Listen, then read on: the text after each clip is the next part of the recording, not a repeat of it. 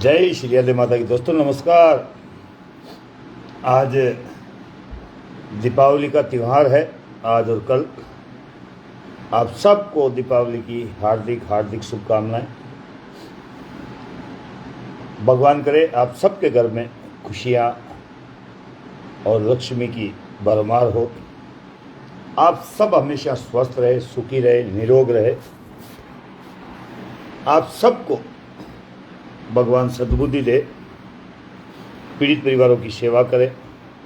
अपने आसपास अगर कोई गरीब, दुखी, दीन दुखी अगर कहीं दिखे तो उसकी मदद करें, चाहे वो किसी भी जाति का हो, किसी भी धर्म का हो, कोई भी हो।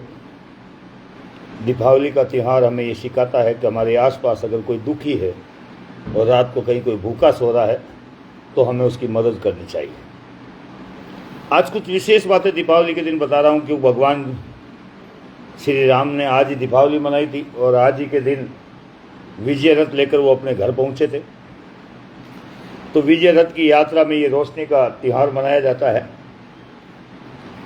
और बुराई पर अच्छाई की जीत हुई थी। उसी विषय पर कुछ विशेष, हालांकि दीपावली के दिन ये ज्ञान बांटना उचित भी नहीं होगा लेकिन ज़रूरी भी है। एक तो आप सबको 10 नवंबर को नागौर जरूर आना है। दूसरी और विशेष बात, अपने आसपास पीड़ित परिवारों की सेवा करनी है। अब वैसे मेरे साथ कुछ युवा साथी हैं, कुछ बुजुर्ग हैं, कुछ महिलाएं हैं, वो समय समय पर पीड़ित परिवारों की सेवा करते हैं। उन सबको धन्यवाद, उनका आभार। अभी हाल ही में 2-4 दिन पहले जयपुर में एक आयोजन हुआ था किसी जाति का। मैं वहाँ उपस्थित हुआ था, मुझे भी बुलाया गया था। वहाँ बड़ा एक अच्छा संदेश देखने को मिला। शायद वो छात्रावास का उद्घाटन था, तो उन्होंने मुझे भी बुलाया था। बोले जाने जाओ। ऊपर मंच पर नहीं बैठा था मैं, आपको गलतफहमी हो जाएगी कि भाई मंच पर बिठाया नहीं। मेरे कोई साथी थे, छात्रावास का उद्घाटन था। उन्होंने कहा नारायण जी चलो, हमारे समाज के, आप समाज के अध्यक्ष हो, हमारे समाज के प्रोग्राम में भी चलो। मैं उस प्रोग्राम को देखने गया था। उस छात्रावास में एक एमएलए ने 3 सेट पूरा तैयार किया था। शायद वो 15 लाख रुपए के समथिंग का खर्चा था। उस एमएलए को मंच पर बुलाया गया, स्वागत किया गया और मंच पर जो छात्रावास के अध्यक्ष थे उनके भाषण, उद्बोधन मैंने सुने और कुछ समाज सेवियों के उद्घाटन सुने, उद्बोधन सुने। बड़ा अच्छा लगा। सबसे पहले तो मंच पर जो मंचासीन थे उनमें से अधिकतर उनके समाज के ही लोग थे। कोई एकाधिक हो तो, क्योंकि मैं जानता नहीं था किसी को, इसलिए मैं 100% श्योर नहीं कह सकता सभी थे, लेकिन मुझे जहाँ तक लगता है 100% शुद्ध वो एक समाज का प्रोग्राम, चाहे वो किसी भी समाज का हो। तो उस प्रोग्राम में 15 लाख समथिंग के 3 सेट किसी ने दिए थे, तो उसको वह स्वागत किया गया था। लेकिन वहाँ एक बात रखी गई थी मंच के द्वारा, और जो छात्रावास के अध्यक्ष महोदय, शायद उनकी उम्र 60 या 65 के आसपास थी, बुजुर्ग आदमी थे। उन्होंने भरे मंच पर 15 लाख रुपए देने वाले 3 सीट देने के बावजूद भी उस अध्यक्ष ने एक बड़ी प्यारी बात कही थी मंच पर। बोले एमएलए साहब, विधायक साहब, आपने हमारे समाज के इस छात्रावास को बहुत कुछ दिया, हम आपके आभारी हैं और हमने भी आपको बोरी भर भर कर वोट दिया है। लेकिन एक छोटी सी अपील है आपसे कि आप हमारी कुछ शिक्षा के क्षेत्र में अपनी सरकार से, मेरी तहसील में नहीं, मेरे जयपुर में नहीं, मेरे राजस्थान में ही, मेरे पूरे समाज को शिक्षा के क्षेत्र में कुछ सहयोग करवाएं कि कृपा करें। ये मंच पर कहना बहुत बड़ी बात होती है, वरना हमारे समाज के कई आयोजन होते हैं, प्रोग्राम होते हैं, उनमें एक चीज़ कॉमन है, चाहे वो मंदिर हो, चाहे छात्रावास हो, चाहे मेरी तरह कोई सभा करे, उनमें एक तरीका कॉमन है। पहले तो सभी एमएलए को बुलाएंगे, जाति के, अन्य जाति के सभी एमएलए को अपने मंच पर देखने को मिल जाएंगे और उन एमएलए को पहले माला पहनाएंगे, सापा पहनाएंगे। और एक बड़ी विशेष बात, समाज का कोई कर्णधार, समाज की कोई सेवा करने वाला अगर कोई आता है प्रोग्राम में, तो मंच से ये अलाउंस कभी नहीं होता कि सब खड़े हो जाओ या तालियां बजाओ, या ऐसा कोई अलाउंस नहीं होता है। और अगर अन्य समाज का कोई नेता आता हो तो मंच पर जो कमेटी बनी होती है वहां से जोरदार चिल्लाया जाता है, फलाने फलाने विधायक, फलाने फलाने एमएलए, फलाने फलाने मंत्री जी आ रहे हैं, समाज सारा खड़ा होकर के उनका स्वागत करें। उस समाज के बेचारे सुबह से शाम काम करने वाले लोग जो नीचे बैठे रहते हैं तमाशबीन बनकर, वो तालियों की गड़गड़ाहट से उनका स्वागत करते हैं। और जब नेताजी मंच पर आते हैं तो सबसे पहले अध्यक्ष महोदय तक जिनकी उम्र 60 साल है और शायद विधायक की उम्र 55 साल है, तो अध्यक्ष महोदय पहले तो उसको प्रणाम करेंगे, उसके पांव छुएंगे और बाकी कार्यकर्ता भी इस प्रकार नमन हो जाएगी जैसे साक्षात महादेव पधारे हो, साक्षात श्री राम आए हो। इस प्रकार के उन नेताओं का स्वागत किया जाता है। और कभी भी माला और सापा पहनाने के बाद उन नेताओं से ये तक सवाल नहीं पूछा जाता कि संपूर्ण राजस्थान के कुम्हार समाज जो आदिकाल से आपको वोट देता है उसके लिए भी साहब कुछ करें। जैसे कुम्हार समाज के मेरी अपील थी, माँ श्री श्री यादे माता बोर्ड बने, लेकिन कई जगहों पर खेताराम जी लिख रहे हैं चौठन में आमंत्रण किया। नहीं साहब, चौठन में नहीं बुलाया गया। चौठन में खेराज जी साहब का कहना है, सरपंच साहब का, भाई नारायण जी आएंगे तो लड़के हल्ला ज़्यादा करेंगे इसलिए उनको नहीं बुलाएंगे। हरीश जी भी आएंगे, नारायण जी साहित्य मंच पर कुछ बोल दे, इसलिए विशेषकर वहाँ के लिए तो हमें नहीं बुलाया गया। सर, ये आपने सवाल पूछा है खेताराम जी ने, तो मैंने ये जवाब दिया आपको।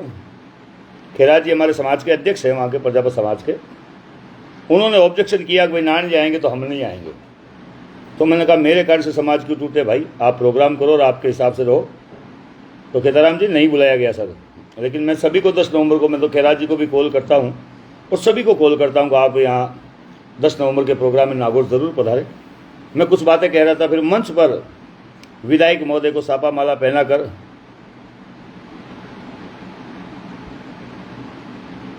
राजेंद्र कुमार लिख रहे हैं आज तो आराम से दिवाली मनाते सर। बिल्कुल राजेंद्र जी, आपके बच्चे हैं, आपका परिवार है, आप आराम से मनाएं। मेरा परिवार मेरा समाज है और मैं समाज से बातें करता हूं और समाज के साथ ही दीपावली मनाता हूं। आपके घर में बच्चे हैं, बीबी हैं, सारा परिवार है, आपका इंतजार करता है राजेंद्र जी। उनके साथ आप दीपावली मनाइए, खुशियाँ मनाइए, पटाखे छोड़िए, जो कुछ भी आपको करना पूजा पाठ आप कीजिए। मेरे आगे पीछे मेरा समाज ही है और मैं तो समाज के लिए रहता हूँ। मेरे लिए दीपावली, आपके लिए तो केवल एक दिन है दीपावली राजेंद्र जी, मेरे लिए 365 दिन समाज के घर जाता हूँ और हर रोज़ मेरा समाज बोरी भर भर करके आशीर्वाद देता है। मेरे लिए तो हर रोज़ दीपावली है। इसलिए राजेंद्र जी ये चिंता ना करें, आप दीपावली मनाएं, भगवान आपको खुशियाँ दे।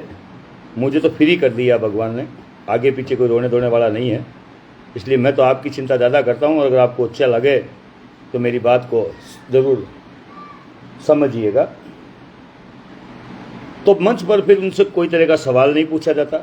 और अगर कोई समाज का व्यक्ति जो समाज के लिए लड़ता हो, समाज के लिए मरता हो, समाज के लिए जूते खाने को तैयार हो, समाज के लिए अगर कुछ करने को, जहाँ पीड़ा दुख तकलीफ में काम आने वाला हो, उसको मंच कभी नहीं दिया जाता। आसपास की बात कर रहा हूँ, छोटे छोटे स्तरों की बात कर रहा हूँ, मैं मेरी या आपकी नहीं कर रहा हूँ। छोटे छोटे स्तरों में जो प्रोग्राम होते हैं मंदिर के नाम पर, छात्रावास के नाम पर, उनमें समाज सेवियों को न्योता नहीं दिया जाता। चापलूस जो होते हैं ना, चापलूस, उनको मंच पर बुलाया जाता है। और मंच पर जाकर के सबसे पहले तो विधायक महोदय, आपके चरणों में प्रणाम, आपने मेरे समाज को बहुत कुछ दिया। विधायक जी की पार्टी तो आदिकाल से हमारे साथ है, विधायक जी का आशीर्वाद हमेशा हमारे साथ है। ऐसी प्रकार की बातें करने वाले लोगों को मंच पर बुलाया जाता है। अगर कोई मुझ जैसा, मैं उदाहरण दे देता हूँ, मुझ जैसा कोई मूर्ख आकर के विधायक जी को ये पूछे, विधायक महोदय अभी तक आपने समाज को क्या दिया है, भूल तो दोबारा उसे मंच पर नहीं बुलाया जाता। उसका कारण है हमारे डीएनए में, पता नहीं जो मुझ जैसे अध्यक्ष बने उनके डीएनए में ये कीटाणु किस तरह उनके अंदर प्रवेश कर गया कि संपूर्ण समाज को नीचे बैठाकर तालियां बजवाते हैं, नेताओं की खुद दरी बिछाकर। कभी भी माँ श्री श्री यादे माता बोर्ड को संवैधानिक दर्जा मिले, आज 1.5 साल हो गए सरकार को बने हुए, किसी ने भी, एक ने भी जो नेता है, समाज सेवी तो हमेशा आवाज़ उठाते, संगठन भी आवाज़ उठाते हैं, मगर किसी नेता ने संवैधानिक दर्जे की मांग नहीं की। किसी नेता ने नहीं कहा कि हमारी कुल देवी माँ श्री श्री यादव माता का नाम कैलेंडर में हो और माघ सुदी बीज को एक सरकारी छुट्टी हो और कुम्हार समाज के लिए, छात्रावास के लिए हर जिले स्तर पर ज़मीन हो। जो मिट्टी का काम करते हैं, विशेषकर उनकी जो जहाँ से मिट्टी खोदी जाए वहाँ जो अतिक्रमण हो रहे हैं, जिसके कारण से मिट्टी कुम्हारों को समय पर नहीं मिलती है और मिट्टी पर भी कर लगा दिया गया है, प्रदूषण पर भी रोक लगा दी गई है, जबकि मिट्टी से कोई प्रदूषण नहीं होता, उल्टा प्रदूषण बचता है। लेकिन इसकी कोई भी आवाज़ कहीं भी कोई नहीं उठाता, पता नहीं क्यों और किस लिए, क्या कारण है। मैं आजकल विशेष दीपावली के दिन आप सब लोगों से बात करना चाहता हूँ। दीपावली का त्यौहार हमें क्या सिखाता है? बुराई पर अच्छाई की जीत, सत्य की जीत। तो आप लोगों से भी अपील है, कोई भी मंच हो, चाहे ऊपर कितने भी बड़ा नेता बैठा हो, कोई भी कुछ हो, नीचे से छोटे छोटे काले कपड़े लेकर जाएं, काले कपड़े, और उन काले कपड़ों से विरोध दर्ज कराएं अपना। मुंह से बोलने की जरूरत नहीं पड़ेगी, लड़ाई झगड़ा करने की जरूरत नहीं। आपकी मांग अगर कोई वहाँ मंच से घोषणा नहीं की जाती तो छोटे छोटे काले टुकड़े लेकर जाएं, बस यूं हिला दे। अगर 10 युवा ने भी अगर ऐसा कर दिया तो जो भी एमएलए मंच पर होगा, जो भी एमपी मंच पर होगा, उसे ये पता चल जाएगा कि ये समाज नाराज है। उदाहरण कई तरह के हैं। कई ऐसे लोग हैं नेता जो हत्याकांड के आरोपी हैं, कई ऐसे लोग हैं जब हम जैसे कोई काम में, जैसे मैं लाल बाबा कांड की बात करूं, लाल बाबा में जब हम गए तो किसी भी नेता ने हमारा साथ नहीं दिया। कमलेश हत्याकांड में किसी नेता ने साथ नहीं दिया। और भी अन्य हत्याकांड है, चाकसू हत्याकांड में किसी ने नहीं दिया, और भी कई अन्य काम हैं। मैं बात कर रहा हूँ नेताओं की, किसी नेता ने हमारा साथ नहीं दिया। फिर हम लोग क्यों उनकी दरियाँ बिछा क्यों उनसे बैयाँ गलियाँ कर रहे हैं? थोड़ा सोचें, मंथन करें। हाँ, जो पार्टियों में पदाधिकारी है उनसे हमारा कोई एतराज़ नहीं है, वो अपनी पार्टी में वो पदाधिकारी से काम करें। अगर कोई बीजेपी से जुड़ा है, कोई कांग्रेस से जुड़ा है, कोई अन्य पार्टी से जुड़ा है, वो अपनी पार्टी में काम करे, हमें उससे कोई नहीं। लेकिन आम जब समाज का प्रोग्राम हो तब पार्टी पक्ष करना यानी पूरे समाज को बेचने का काम होता है। तो मैं युवाओं से फिर अपील करूंगा, जब भी आप कहीं मंच पर जाओ, नीचे बैठने और तालियां बजाने का मौका आपको मिले, उस वक्त ताली बजाने की जगह एक काला कपड़ा लहरा दो, बस आपकी बात ऊपर तक पहुंच जाएगी। वरना फिर हम क्यों लड़ें, हम क्यों समाज के लिए संघर्ष करें, उसका कोई औचित्य नहीं रहेगा। एक बार पुनः सभी को दीपावली की हार्दिक शुभकामनाएं। भगवान आपके घर में लक्ष्मी, धन बल सब कुछ दे। भगवान आपको हमेशा खुश रखे, भगवान आपको हमेशा स्वस्थ रखे। इसी आशा के साथ जय श्री राधे माता की, जय श्री राम। धन्यवाद।